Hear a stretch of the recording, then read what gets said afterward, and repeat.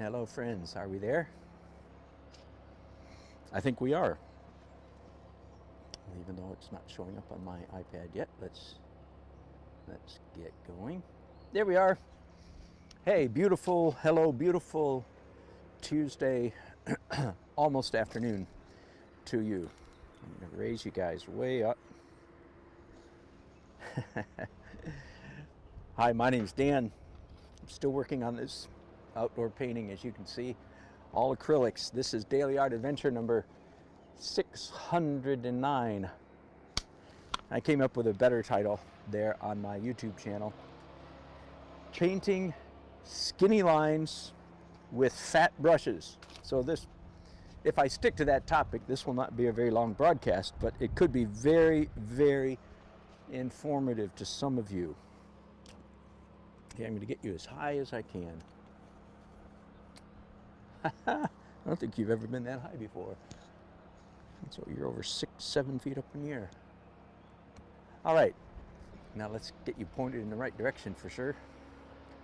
Here's the part of the painting I'm going to be. It's so sorry. I do have some kind of bug. How irritating. Now, if I stand there, you guys aren't going to be able to see me, so forgive me. I need to move you again. And if I put you here, sorry about the earthquake ride. All right, I'm going to bring you down after all that. Forgive me for all this shenanigans and camera work after I've already gotten started. All right, I think that'll work. Very, very key concept for all those of you who are trying to paint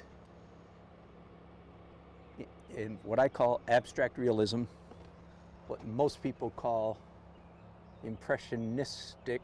I don't like impressionistic because it's too often people, when they hear that, they think, oh, impressionism, you're painting impression, and that I am not doing Monet. I love Monet, but I know I'm not doing him.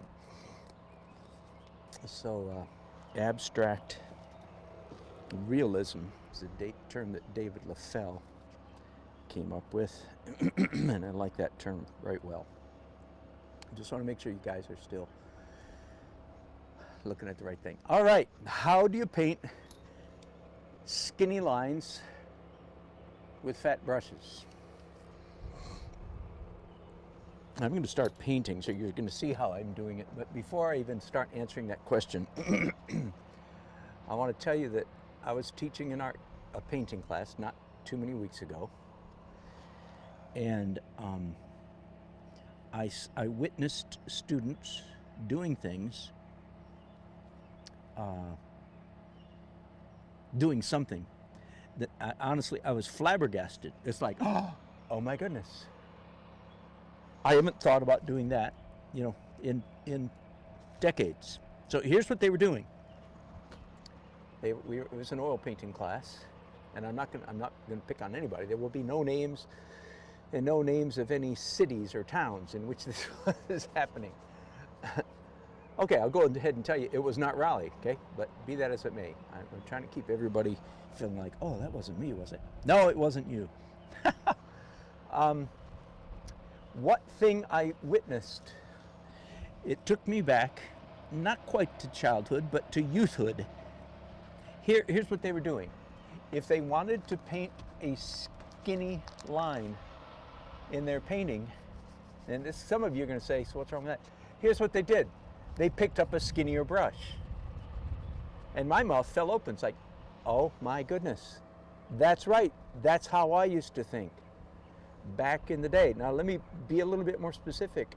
Not only did they pick up a skinny brush, okay, they picked up a skinny sable synthetic brush, soft brush, not a bristle brush like this. So let me flesh that out a little bit for you. What they were doing in order to get skinnier lines on their painting, they would pick up ever finer sable or soft synthetic brushes. Okay, so I want you to understand my terminology. When I say synthetic, almost, well, I guess not. I was going to say all synthetic brushes are synthetic sable. Well, that's not true. There is fake bristle too. There's no good reason for buying fake bristle, I don't think.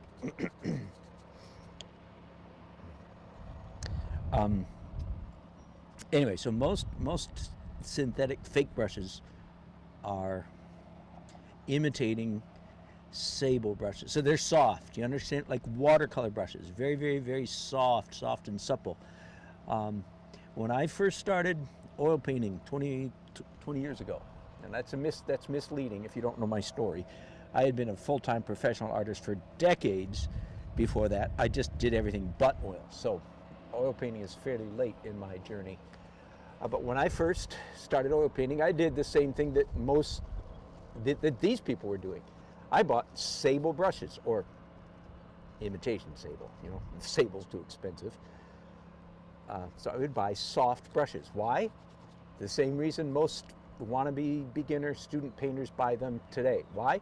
Because soft, sable-ish brushes, they do what they're told. They are control freak's friend. They do what you want them to do. They cooperate. Unlike bristle brushes, who kind of have a little bit more mind of their own. All right, so back to what I saw my students doing. If they had to paint thin lines, like say telephone wires, power lines in the sky, they would pick up a thin sable brush, stick out their tongue, and go. Now, by the way, let me assure you that I am not talking about watercolorists. That's a completely different animal. This conversation is limited to oil and acrylic painters. We could talk some other time about skinny lines in watercolor. Different animal, okay? Anyway, you have just seen me, what I call skinify. I had fat lines up here, and in the last several minutes while I've been talking about what my students are doing, I've shown you how do you paint skinny lines with fat brushes. And that is the basic answer. You slap down a fat line because you're using fat brushes. You just slap it down, make it fat. And then, I'm going to turn you a little bit so I think I'm still in the picture. And then you come back with opaque or almost opaque paint and you carve into those. See, those are now skinny lines. I'm going to do a little bit on this one right here. Now, I started this process before I started this broadcast, so let me back up now. And I am going to remember to move the camera. Isn't that good? So my new strategy of physically moving the camera to get close-ups seems to be working a little bit better. All right, let me bring you in here and show you some of the work that I did before I started broadcasting. All right, this whole line, call it a telephone line or power line or whatever you want to call it. You know what I'm talking about. It's one of those wires that has electricity going through it that goes through the sky.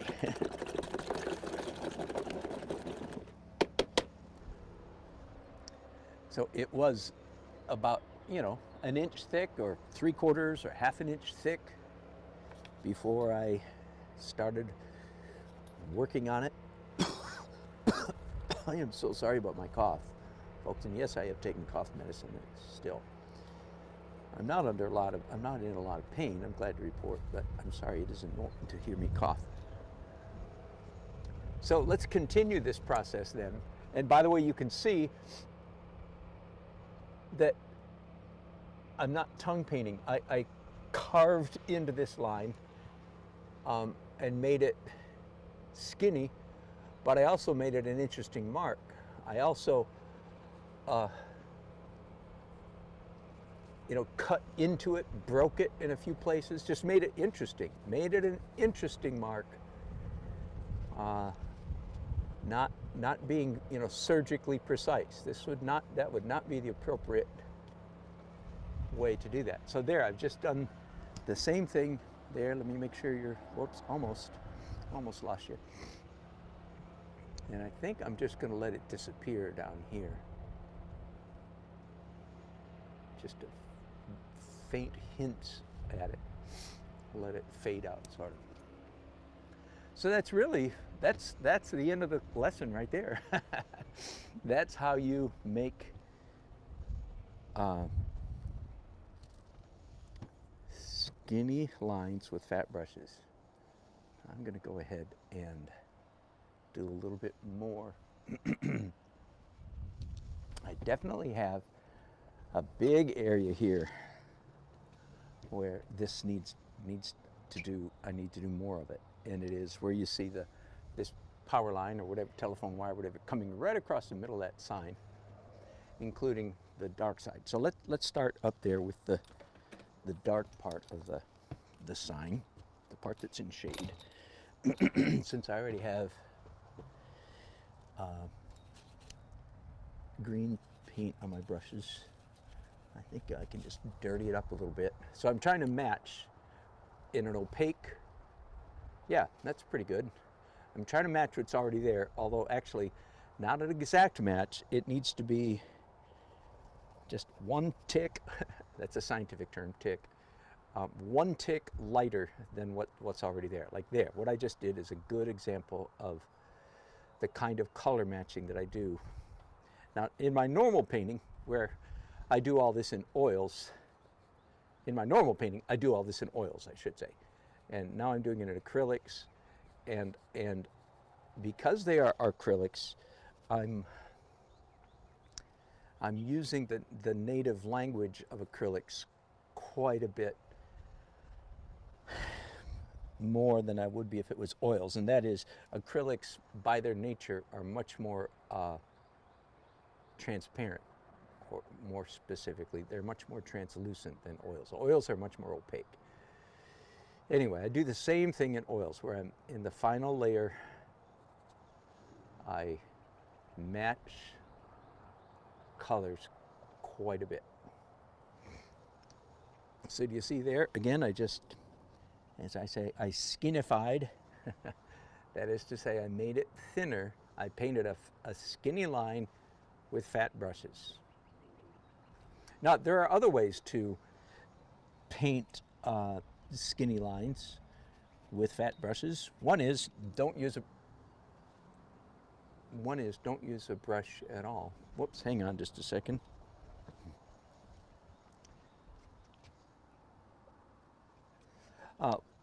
One way to paint skinny lines is don't use a brush at all. Instead, use something like this. Use a palette knife, or in this case, a giant palette knife.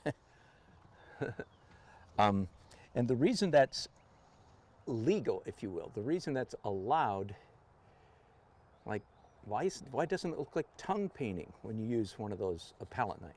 The answer is because the viewer can tell, when you paint with a palette knife, the viewer can discern, see that you painted with speed, confidence, looseness, and so on. It doesn't bear the telltale signs of tongue painting when you use a palette knife. Now, I'm not using one right here. I'm just telling you another way to use,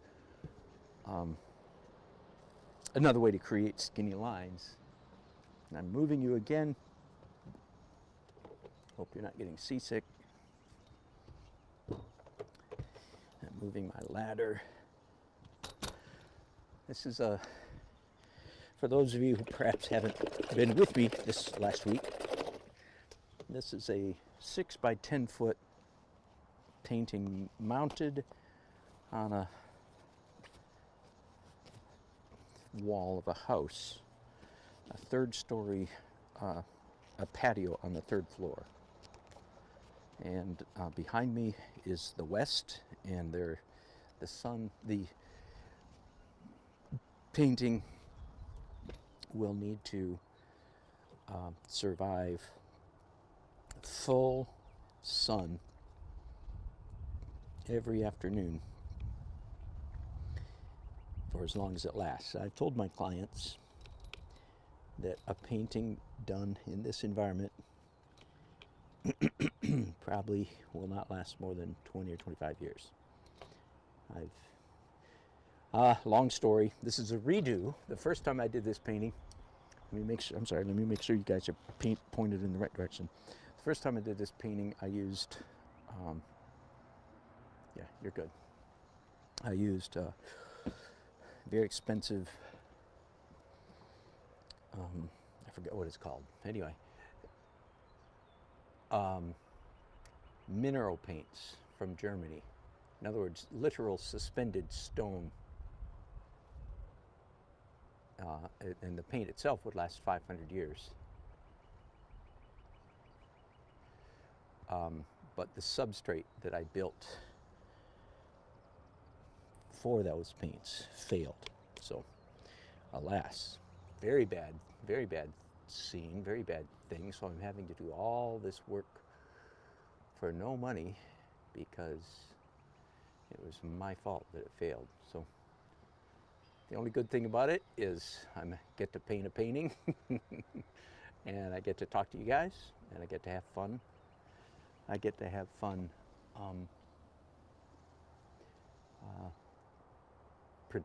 pleasing a client and producing a beautiful piece of artwork. So those are all good things, but it's not very good for me financially, as you can probably imagine. All right, so back to the subject at hand, how to paint. Oh, you know what, folks? I need to take a quick break because my wife is calling me. So bear with me for just a minute.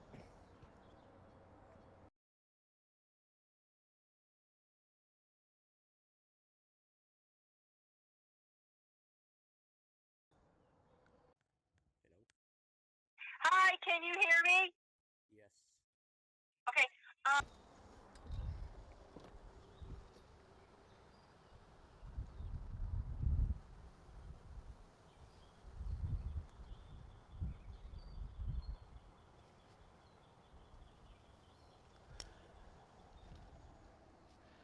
All right, I think we're back. Sorry for that. My phone is programmed when I'm doing a broadcast. No phone calls get through except for my wife. She's an exception to the rule. She's more important than you guys. Imagine that. I've been married 39 years. I learned a few things. Happily married for 39 years. So where was I? So anyway, here you are seeing me again. I know I probably was in mid-sentence when that happened, and I forget though what I was saying, but here we go. So as you can see, the line that goes through here, first of all, it's pencil, scribbled in with pencil, just for the scratchiness of it, not because I needed pencil to, you know, to render the thing. No, I just wanted pencil for the scratchiness of it. I've edited these letters. If you saw me the other night, I've edited these letters several times throughout the course of this painting. And I think I've finally got them about where I want them.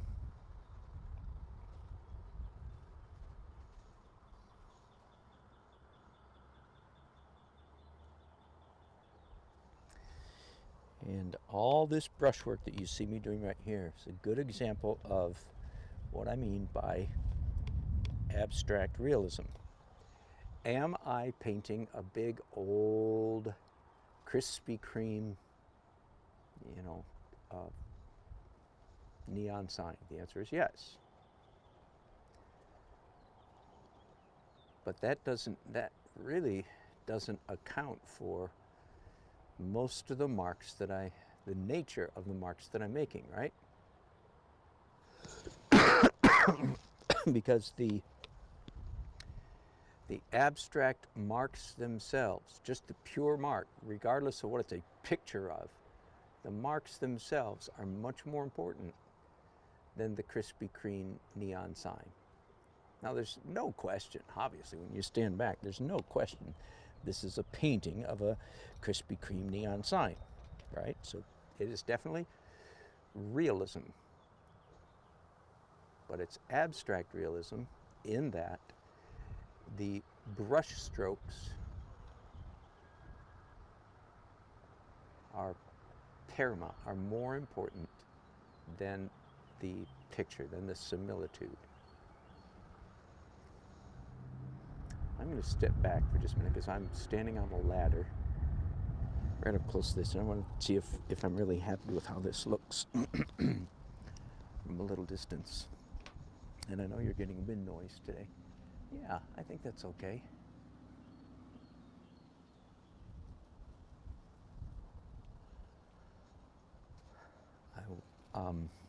And again, this is about the 6th or 7th layer of paint on this sign, and I have very little opaque. In fact, what I'm putting on right now might be the most opaque paint that I've put on it so far, and even this that I'm doing right now is not truly opaque. You can still see through it.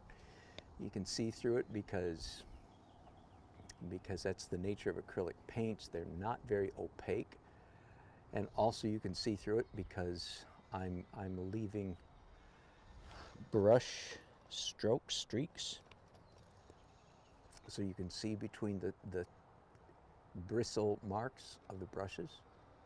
And then of course I'm leaving gaps between my strokes. So in all three of those ways creates a visually porous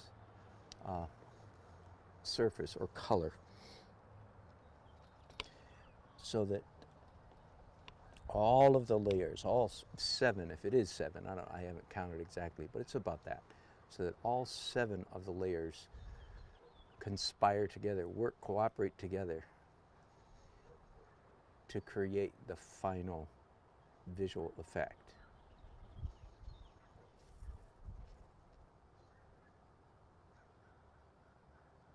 I will also be coming back and touching up the red letters a little bit. Also, so this is not the last layer on this sign. The color that I'm putting on this part of the painting right now is not, as you can probably tell, is not pure titanium white. It's got quite a bit of yellow in it, warm yellow, more like a Naples yellow. In this case, it's a transparent yellow oxide, which I'm finding is a color I like. It's not, I don't normally use it, and I'm finding I like it quite well. Anyway, that means that there's headroom, so to speak, for me to come back and do some touch up on top of this color with a lighter, brighter, whiter color. Okay, as you well know if you follow me at all, that's one of the tricks we employ when we are in the opaque phase, the opaque stage of painting. And again, I'm using the term opaque, even though what I'm literally applying here is literally translucent, not opaque. So that was my wife on the phone a minute ago, and she, bless her heart, is in the neighborhood. So she's going to come down and visit me, wants to see my painting. Is that not sweet? Yes, that is not sweet. Wait. The English language is funny sometimes. Kudos to all those of you who are learning English as a second language. Sorry it's so convoluted. It's made up of a whole bunch of other languages, right? That's why it's so convoluted.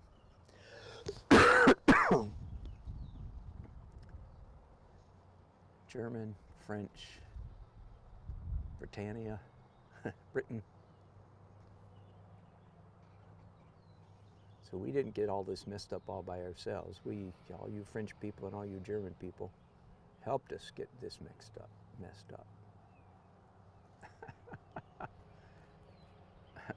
Curses, William of Orange.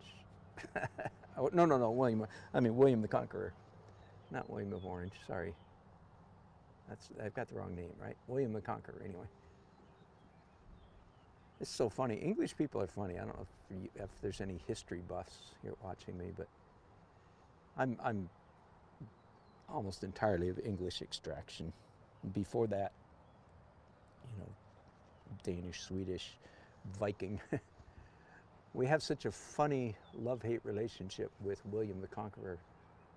I mean, come on, he came and walloped our poor King Henry or Harold? Harold, right? Yeah, but when you learn the history, you find out, oh, Harold had a pretty good claim. He didn't just come floating across from France. And he wasn't French anyway, right? He was Norman. What does Norman mean? It means Northman. That's what it means. He was a descendant of Vikings who had long since conquered and settled in northern France. But he had a very justifiable claim to the throne of England. I mean, it could be argued, you know. So it wasn't like a foreign invasion. He was kind of saying to his dear cousin Harold, hey, that's my country and I'm going to come and kill you. So he did. For all those of you who are not history buffs, let me give you a little bit of history. The era, the world we live in right now is the era we live in now is the worst era in history, except for every single one that came before. Okay, there's my wife honked her horn. I'm going to go down and rescue her, bring her up here, and I'll pause this for a bit. Okay, so did I finish that historical fact? This is the worst period in history, except for everyone before this. All right, I'll be back in a minute. Thanks for watching.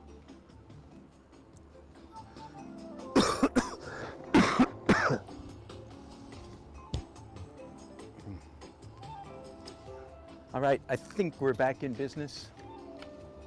So I had a development take place while I was eating my leftover pizza and looking at the painting. I realized I have a sign here. Am I in the picture? Come on. Yeah, okay, I am. A sign here that was on a wire that had disappeared. And plus, it was bothering me that the Krispy Kreme words had one line running almost perfectly through the words. So one of the solutions is to, instead of making one line, make two lines. So now I have two wires, telephone wires, lines, power lines, whatever they are, running through the sign instead of one, which actually is better.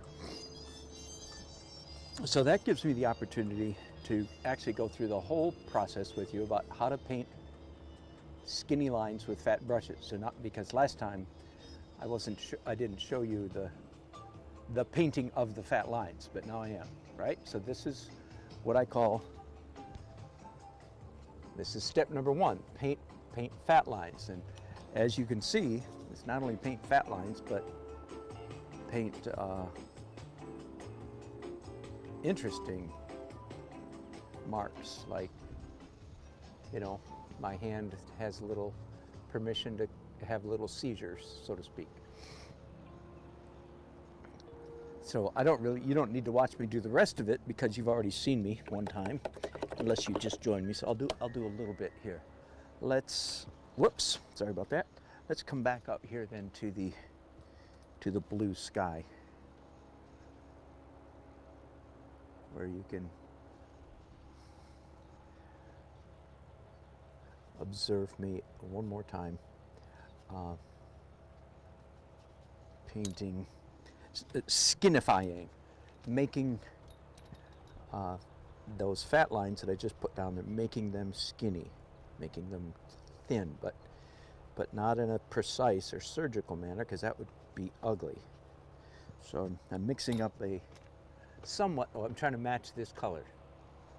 It needs to be a little more yellow.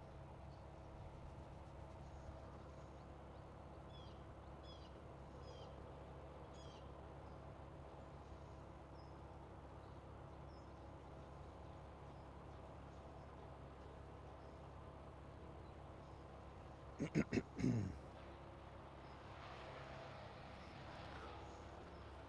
have to be careful not to leave a halo.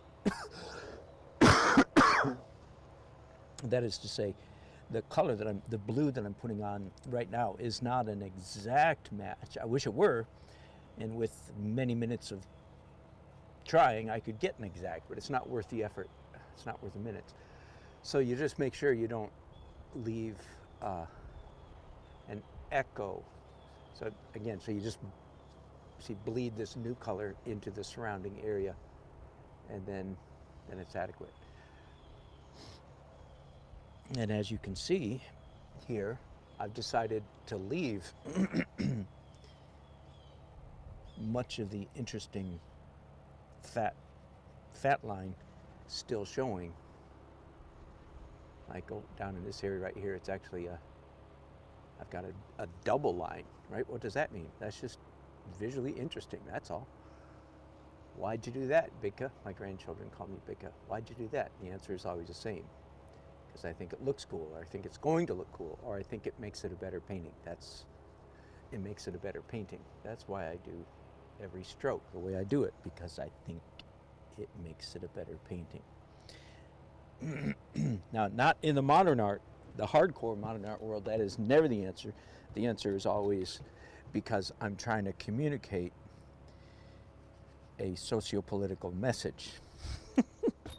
And that's why I pretty much loathe that world, that socio-political preaching. Because if art is communication, then the artist is a communicator. So change the word from communicator to propagandist, preacher, politician, or salesman, and then you've got why you and I don't particularly like modern art, because we feel like we're being preached at, because in fact that's exactly what we are. Anyway, so that's not why I don't. Every mark that a modern artist makes is many times to irritate the viewer, and not I. Every mark I make is to make it a better painting. I just had to throw in there that, I'm out of step, out of sync with the art establishment of the 20th century. I'm in sync with all the people who are trying to do beautiful painting, you understand? The people I typically hang out with, Oil Painters of America, people like that. We're all on the same business, but we're also not being admitted into universities and museums because we're not in step with the current socio-political agenda. Anyway, I'm always, part of the reason I speak about philosophy as much as I do is because many of my fellow beauty painters, many of my fellow painters who are, like I am, trying to make a living at their art and so forth, and trying to do beautiful paintings or learn how to do beautiful paintings, many of them are completely confused and bamboozled by the relationship between what they are doing, what we are doing, and what they see in the art museum. In fact, I've had some very excellent painters in my world, the world of beautiful paintings, say, just shrug it all off. And again, that's all right, because they don't have a philosophical bent, and that's right. Not everybody has to have a philosophical bent, but for those of you who do, that's part of the reason why I bring it up so often. I would like you to understand why you don't feel like you fit in. Like in my case, again, it's not just the museums and the universities. It's the universities, the museums, and the municipal art associations, like in my city, the City of Raleigh Arts Commission. Okay, they are in charge. They're sitting in the catbird seat, so to speak. They are unquestioned overseers of the current art, culture, and climate. All right, let's move you. I'll do a little bit more before I hang it up for the day. At the moment, it's cloudy, so it feels like, oh, I could stay out here, but As soon as that sun comes out from behind that cloud, I'll be changing my mind pretty quickly.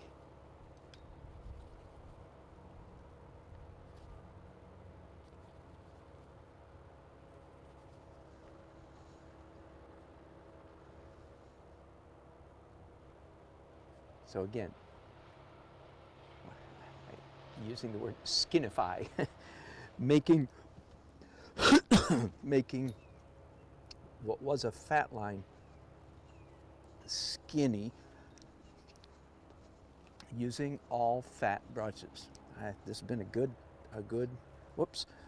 clinic for that. I hope it's been beneficial to somebody. You do not make skinny lines by grabbing a skinny brush. Oh, I'll go on some other time about the perils, the pitfalls of using a synthetic sable brush to paint skinny lines. There are even more perils than what I have already mentioned several minutes ago at the beginning of this broadcast. I'll get into that some other time. No time right now. But you see how when you skinify, when I know it's funny language, when you make the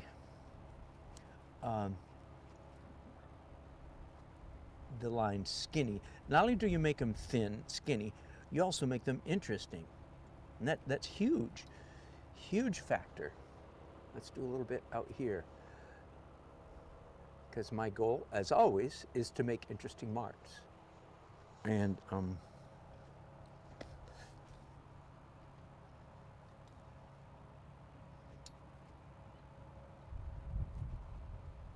it's so, I want to say easy, so fun to do, so fun to make the marks interesting using this negative painting technique. One of the principles of painting that's related to this that I mention periodically is this: in painting, not watercolor, in opaque, forgive me, in oil and acrylic painting.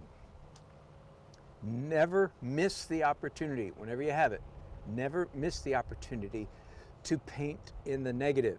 Don't paint the object, paint around the object. So this is an example of that. There's a whole bunch of reasons for that. I'm not going to get into them. I've done it before. I'll do it another time, but not right now. But the basic rule is, whenever you can, whenever you have the opportunity, take advantage of it. Paint in the negative, because our eye, the human eye, gets a kick out of seeing things painted in the reverse of the intuition. I guess that's as much of an explanation. All right, and as you can see, I need to do the same thing all the way across here that I did with the earlier one. And I will make sure that these two lines don't have exactly the same character. So I want, am I on camera? Hang on just a second.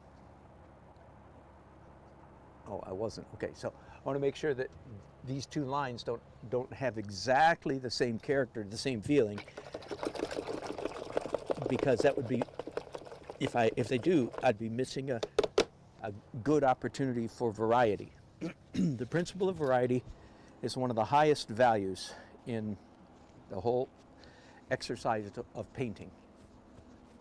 Various colors, various textures, various strokes, various lines, various shapes, various composition, everything, variety. So I don't want this line and this line to look exactly the same. They have to fit in the same painting, but I want them to look like they're made out of a slightly different material, because that's the way wires are when you look up in the sky.